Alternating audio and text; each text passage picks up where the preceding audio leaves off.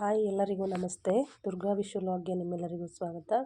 ಇವತ್ತಿನ ವಿಡಿಯೋದಲ್ಲಿ ನವರಾತ್ರಿ ವಿಡಿಯೋ ಆಗಿರುತ್ತೆ. ನವರಾತ್ರಿಯ 6ನೇ ದಿನದ ಕಾತ್ಯಾಯಿನಿ ದೇವಿಯ ಆರಾಧನೆಯ ಬಗ್ಗೆ ಇವತ್ತಿನ ವಿಡಿಯೋದಲ್ಲಿ ಹೇಳೋದಕ್ಕೆ ಇಷ್ಟಪಡ್ತೇನೆ. ನವರಾತ್ರಿ ಸ್ಟಾರ್ಟ್ ಆಗಿ ಇಂದಿಗೆ 6ನೇ ದಿನ ನಡೀತಾ ಇದೆ. ಇವತ್ತು 6ನೇ ದಿನ ಕಾತ್ಯಾಯಿನಿ ದೇವಿಯ ಆರಾಧನೆ ಇರುತ್ತೆ.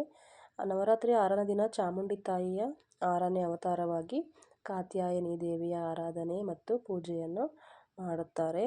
ಈ ದೇವಿಯ ಪೂಜೆಯನ್ನು ಮಾಡುವುದರಿಂದ ನಮಗೆ ದೃಷ್ಟಿದೋಷ ಇದ್ದರೆ, ನರದೃಷ್ಟಿ ದೋಷ ಇದ್ದರೆ, ಜನಗಳ ಕೆಟ್ಟ ಕಣ್ಣುಗಳಿದ್ದರೆ, ಆ ರೀತಿ ಏನಾದರೂ ನರದೃಷ್ಟಿ ಇದ್ದರೆ ನಮಗೆ ನಿವಾರಣೆ ಆಗುತ್ತೆ, ದೋಷ ನಿವಾರಣೆ ಆಗುತ್ತೆ.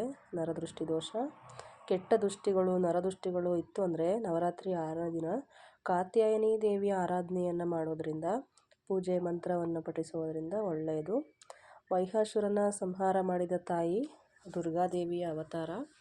ನವರಾತ್ರಿಯ 6ನೇ ದಿನ ಕಾತ್ಯಾಯಿನಿ ದೇವಿಯನ್ನು ಪೂಜಿಸಬೇಕು. ಈ ದಿನ ನಾವು ಕಾತ್ಯಾಯಿನಿ ದೇವಿಯ ಆರಾಧನೆ ಮಾಡುವುದರಿಂದ ನಮಗೆ ತುಂಬ ಒಳ್ಳೆಯದಾಗುತ್ತೆ. ದೇವಿಯ ಆರಾಧನೆ ಯಾವ ರೀತಿ ಮಾಡಬೇಕು ಅಂತಂದರೆ, ಮನೆಯನ್ನೆಲ್ಲ ಕ್ಲೀನ್ ಮಾಡಿ, ಬಾಗಿಲು ತೊಳೆದು, ರಂಗೋಲಿ ಹಾಕಿ, ಹೊಸ್ಲಿಗೆಲ್ಲ ಅರಿಶಿನ ಕುಂಕುಮ ಇಕ್ಕಿ, ಹೂವು ಇಟ್ಟು, ಹಾಗೆ ದೇವ್ರ ಮನೆಯೆಲ್ಲ ಕ್ಲೀನ್ ಮಾಡಿಕೊಂಡು, ನವರಾತ್ರಿ ಸ್ಟಾರ್ಟ್ ಆದಾಗಿಂದ ಪೂಜೆ ಮಾಡ್ತಾ ಬಂದಿರ್ತೀವಿ.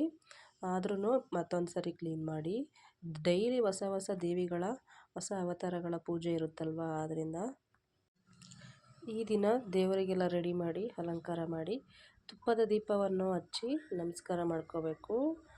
ಎಲ್ಲ ನೆಗೆಟಿವ್ ಎನರ್ಜಿ ಮನೆಯಿಂದ ತೊಲಗಿಸ್ತಾಳೆ ಈ ದೇವಿ. ಈ ದೇವಿಯನ್ನು ಪೂಜಿಸೋದ್ರಿಂದ, ಆರಾಧಿಸೋದ್ರಿಂದ ನಮಗೆ ತುಂಬಾ ಒಳ್ಳೆಯದಾಗುತ್ತೆ.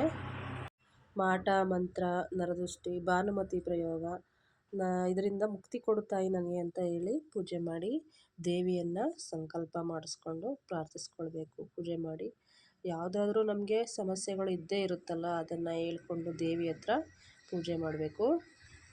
ಹಾಗೆ ಯಾವುದಾದ್ರೂ ಒಳ್ಳೆ ಕೆಲಸ ಆಗಬೇಕು ಅಂತ ಅಂದರೆ ಅದನ್ನು ಕೂಡ ದೇವಿ ಮುಂದೆ ಇಟ್ಟು ಪ್ರಾರ್ಥಿಸ್ಕೋಬೇಕು, ಸಂಕಲ್ಪ ಮಾಡ್ಕೋಬೇಕು. ಇವತ್ತು ಯಾವ ಬಣ್ಣದ ಹೂವು ಅಂದರೆ ಹಳದಿ ಬಣ್ಣದ ಹೂವುಗಳನ್ನು ದೇವಿಗೆ ಅರ್ಪಿಸಬೇಕು. ಹಳದಿ ಬಣ್ಣದ ದಾಸವಾಳ ಆಗಿರ್ಬೋದು, ರೋಸ್ ಆಗಿರ್ಬೋದು, ಮತ್ತು ಸೇವಂತಿಗೆ ಹೂವು ಆಗಿರ್ಬೋದು, ಯಾವುದ್ರಲ್ಲಾದರೂ ಇವತ್ತು ಅಲಂಕಾರವನ್ನು ಮಾಡಬೇಕು.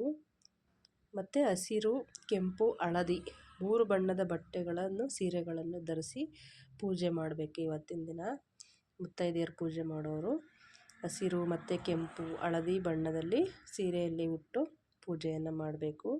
ಕೆಂಪು ತುಂಬಾ ಶ್ರೇಷ್ಠ. ಇವತ್ತಿನ ದಿನ ಕೆಂಪು ವಸ್ತ್ರವನ್ನು ಧರಿಸಿ ಪೂಜೆ ಮಾಡಿದ್ದೆ ಆದರೆ ನೀವು ಅಂದ್ಕೊಂಡಿರುವಂತಹ ಕಾರ್ಯ ನೆರವೇರುತ್ತೆ. ಮತ್ತು ಈ ತಾಯಿ ಕೆಟ್ಟವರಿಗೆ ಮತ್ತು ರಾಕ್ಷಸರಿಗೆ ಉಗ್ರ ಸ್ವರೂಪವಾಗಿ ಇರ್ತಾಳೆ. ಈ ದಿನದ ನೈವೇದ್ಯಕ್ಕೆ ಬಂದರೆ, ಈ ದಿನ ನೈವೇದ್ಯ ತಾಯಿಗೆ ಕಾಯಿಸಿದ ಹಾಲು, ಬೆಲ್ಲ, ಹಾಗೆ ಜೇನುತುಪ್ಪ, ಬಾದಾಮಿ ಹಾಲು ಅರ್ಪಿಸಬೇಕು. ಅದು ಇಲ್ಲ ಅಂತ ಅಂದರೆ ಯಾವುದ್ರಲ್ಲಾದರೂ ಒಂದಾದರೂ ಇಡಬೇಕು. ಇಲ್ಲಾಂದರೆ ಕೇಸರಿ ಬಾತನ್ನು ನೈವೇದ್ಯಕ್ಕೆ ಅರ್ಪಿಸಬೇಕು. ದೇವಿಯ ಮಂತ್ರ ಬಂದರೆ ಓಂ ರೀಂ ಶ್ರೀ ಕಾತ್ಯಾಯಿನಿ ದುರ್ಗಾಯೇ ನಮಃ. ಓಂ ರೀಂ ಶ್ರೀಂ ಕಾತ್ಯಾಯಿನಿ ದುರ್ಗಾಯೇ ನಮಃ. ಈ ಮಂತ್ರವನ್ನು 5ರಿಂದ 10 ನಿಮಿಷಗಳ ಕಾಲ ಹೇಳಬೇಕು. 3 ಬಾರಿ ಆಗಲಿ, 11 ಬಾರಿ ಆಗಲಿ, 21 ಬಾರಿ ಆಗಲಿ, ಇಲ್ಲ ಅಂದರೆ 108 ಬಾರಿ ಆಗಲಿ ಈ ಮಂತ್ರವನ್ನು ಪಠಿಸುವುದರಿಂದ ತುಂಬಾ ಒಳ್ಳೆಯದಾಗುತ್ತೆ. ಈ ತಾಯಿಯು ಗುರುಗ್ರಹವನ್ನು ನಿಯಂತ್ರಣ ಮಾಡುತ್ತಾರೆ. ಯಾರಿಗೆ ಗುರುಬಲ ಇಲ್ಲ ಅವರಿಗೆ ಗುರುಬಲ ಇರುತ್ತೆ.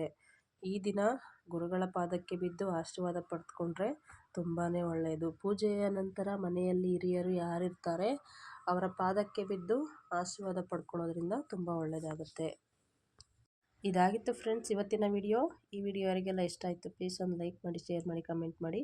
ಯಾರೆಲ್ಲ ಇನ್ನೂ ನಮ್ಮ ಚಾನಲ್ನ ಸಬ್ಸ್ಕ್ರೈಬ್ ಮಾಡ್ಕೊಂಡಿಲ್ಲ ಸಬ್ಸ್ಕ್ರೈಬ್ ಮಾಡ್ಕೊಂಡು ನೋಡಿ. ಪೂರ್ತಿ ವಿಡಿಯೋ ನೋಡಿದವ್ರಿಗೆಲ್ಲ ಧನ್ಯವಾದಗಳನ್ನು ತಿಳಿಸ್ತಾ ಇದ್ದೀನಿ. ಇದೇ ರೀತಿ ಹೆಚ್ಚಿನ ವಿಡಿಯೋಗಳಿಗಾಗಿ, ನವರಾತ್ರಿ ವಿಡಿಯೋಗಳಿಗಾಗಿ ನಮ್ಮ ಚಾನಲ್ ಸಬ್ಸ್ಕ್ರೈಬ್ ಮಾಡಿಕೊಂಡು ಬೆಲ್ ಐಕನ್ ಕೂಡ ಪ್ರೆಸ್ ಮಾಡ್ಕೊಳ್ಳಿ. Thank you so much. Video ನೋಡಿದ್ದಕ್ಕೆ ಧನ್ಯವಾದಗಳು ನಿಮಗೆ.